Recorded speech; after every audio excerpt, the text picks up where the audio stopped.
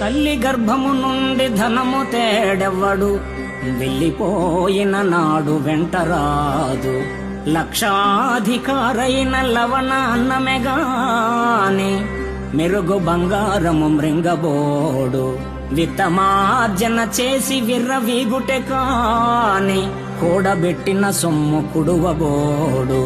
పొందుగా మరుగైన భూమి లోపల పెట్టి, దాన ధర్మము లేక దాచి దాచి, తుదకు దొంగలకిత్తురో దొరల కవును.